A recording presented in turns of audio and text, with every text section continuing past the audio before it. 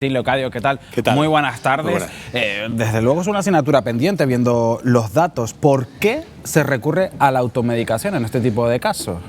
Yo creo que en primer lugar porque tenemos muy mala costumbre de almacenar medicamentos y después por otro lado, Pedro, porque el sistema también lo permite. Nosotros vamos al médico y nos dan una caja completa de lo que utilizaremos nada más que pocas pastillas. Y eso es un problema tenerlo en casa. Y pensamos que lo que ha valido, lo curioso, lo que le ha valido a nuestra abuela o lo que le ha valido a nuestra madre, nos puede valer a nosotros. Es muy peligroso esa costumbre que claro, tenemos. porque a nosotros nos ha llamado la atención que ese porcentaje de canarios, un 11%, pueda acceder a ese tipo de medicamentos ansiolíticos, antidepresivos, cuando son medicamentos con una prescripción médica. ¿Cómo se accede a ellos? ¿Porque de otras personas? ¿Porque se almacenan? Están en casa. A ver, esa duda es la que todos tenemos. Las farmacias, desde luego, no los venden sin ningún tipo, sin receta, porque además eso, por supuesto, está controlado y penado incluso. Pero están en casa y se mueven, entonces a lo mejor pues cualquier medicación, una benzodiazepina, un antidepresivo y demás, pues se deja de tomar la mitad de la caja, se van teniendo, pero mira, yo creo que lo entendemos todo. Creo que cualquiera que nos oiga, vaya ahora a su casa y mire cuántas cajas de medicamentos tiene, y muchos de ellos caducados. Desde luego que sí. Leocadio, lo vemos nosotros aquí en Ponte al Día, ese concepto, la salud mental tan importante que es y que tenemos que prestar atención, también se ha escuchado, bueno, pues en el Congreso de los Diputados. Vamos a verlo.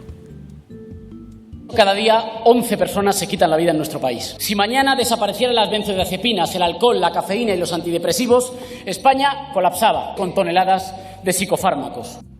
Se prestó mucha atención a esas declaraciones de Íñigo Errejón, el portavoz de Más País ahí en el Congreso, pero Leocadio, ¿se presta atención por parte de las administraciones públicas en el día a día a la salud mental? Yo creo que cada vez más. Somos afortunados en Canarias, creo, porque tanto la Gerencia de Atención Primaria de Tenerife como la de Gran Canaria ya han incorporado psicólogos en atención primaria. Por ahora como un piloto, pero esperemos que próximamente se pueda acceder a cita previa a un psicólogo directamente, como se hace ahora con trabajo social, medicina o enfermería. Esa sería la solución. Y después, por otro lado, educación sanitaria desde pequeños, que no nos vean nuestros niños hacer eso que hacemos en casa. De a ver qué encuentro en el cajón de los medicamentos, porque me duele la cabeza, me duele la garganta y al final no... El ibuprofeno, que no es un ansiolítico, nada, pero hacemos uso, y más en estas épocas de carnavales, lo hacemos de uso bastante a menudo y no es tan inocuo como podemos pensar, ¿no? Hemos tenerlo en cuenta. Bueno, pues Leocadio, vamos a seguir aportando más datos sobre este asunto y lo vamos a hacer por provincias, las dos provincias canarias, en la provincia de Santa Cruz de Tenerife y también en la provincia de Las Palmas. Por ahí empezamos, Isaías Santana.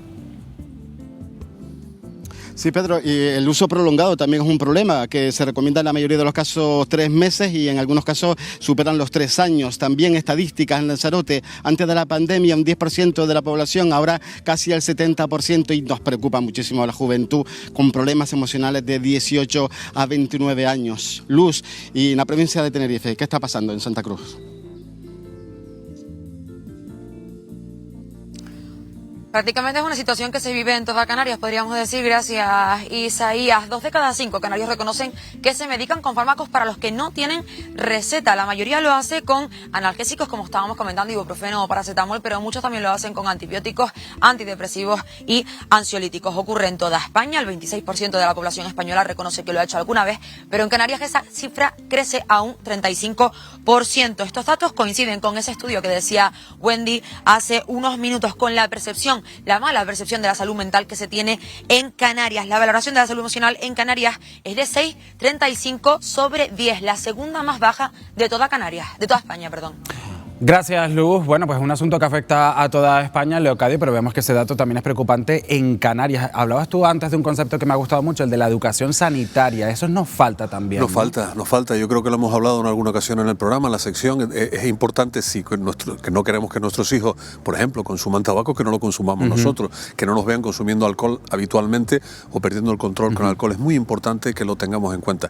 Eso, y me vas a permitir también que nos demos cuenta de lo que nos están alertando, pues en este caso en particular, esto también viene de un artículo de Vero Pavés en La Provincia y el Día, haciéndonos, digamos, partícipe de un estudio nacional en el cual estamos todavía desde hace mucho tiempo con un uso muy, muy alto de ansiolíticos y antidepresivos, que es preocupante. Una cosa importante, lo decía la compañera, yo creo que lo decía Isaías, la medicación para encontrarnos bien y demás, la tiene que recetar médico o psiquiatra y tiene un periodo y estamos tomando medicación que habitualmente es para 3 meses durante 6 años y muchas de ellas causan dependencia. Es terrible lo que estamos precisamente, Leocadio, vamos a ahondar en ese asunto. Quédate con nosotros porque vamos a saludar ya a Emilio Sanz, que es catedrático de Farmacología Clínica y jefe de servicio del Hospital Universitario de Canarias. ¿Qué tal? Muy buenas tardes. Hola, muy buenas tardes. ¿Qué tal, Leocadio? Encantado. Hola, Emilio, ¿qué tal? ¿Qué peligros supone que nos automediquemos con ansiolíticos o antidepresivos? A ver, antes decía Leocadio, y tiene toda la razón, que sobre todo después de la pandemia hemos tenido un deterioro grave de la salud mental en general en la población y estamos todos mucho más angustiados, en definitiva. Y estos fármacos realmente ayudan a superar la angustia y la ansiedad, pero son fármacos que tienen un efecto químico sobre el cerebro y que tienen efectos secundarios. Son como unas muletas. A veces uno tiene que llevar unas muletas porque tiene una pierna rota y entonces necesita un apoyo para seguir caminando. Pero no es lo normal no es ir caminando con muletas, lo normal es ir caminando con normalidad. Y a la hora de afrontar los problemas de estrés y de ansiedad, desde luego un acercamiento es el acercamiento farmacológico, pero mucho más importante que ese es el acercamiento personal, el saber afrontar los problemas, el saber colocarlos en su sitio, solo con la ayuda de un amigo o con la ayuda de un psicólogo o un profesional si es necesario, y entonces en ese caso no sería necesario utilizar antidepresivos o ansiolíticos. Son fármacos buenos que para una depresión severa claramente son eficaces, pero que no son tan eficaces para el tratamiento de los problemas de cada día. Hemos medicalizado los problemas de cada día. Señor Sanz, preguntarle qué consecuencias negativas puede tener para nuestra salud automedicarnos, ingerir ese tipo de medicamentos si realmente no los necesitamos o no los utilizamos bien. Bueno, hay un problema evidente, es el de la dependencia. La dependencia significa que yo necesito tomar el medicamento para sentirme bien. Uno piensa siempre en los junkies, en la dependencia de la heroína, pero realmente estos fármacos producen 2 tipos de dependencia. Una dependencia que es más farmacológica, es decir, que cuando uno deja de tomarlo se siente mal porque no lo está tomando y el cuerpo se ha acostumbrado a eso. Pero también producen una dependencia que se denomina comportamental o psicológica. Y hay gente que necesita tener la pastilla para sentirse bien, aparte del efecto farmacológico. Y eso es un componente muy importante de la dependencia, por ejemplo, a benzodiazepinas. Eso es. Y eso lo que indica es que hace falta un buen tratamiento y un buen diagnóstico de tratamiento psicológico y, en su caso, psiquiátrico. Eso es. Pues Emilio Sanz, catedrático de Farmacología Clínica y jefe de servicio del Hospital Universitario de Canarias. Gracias por haber estado con nosotros. Un saludo. A ustedes por invitarme. Un saludo muy amable. Bueno, pues lo estábamos escuchando y lo estamos también tratando aquí, Leocadio, la dependencia de esos medicamentos. Me quedo con lo último que ha dicho el profesor Sanz. Me quedo con que tratamiento farmacológico siempre aconsejado por un médico o recetado en este caso por un psiquiatra que nos conozca y que nos ayude a poder utilizarlo correctamente.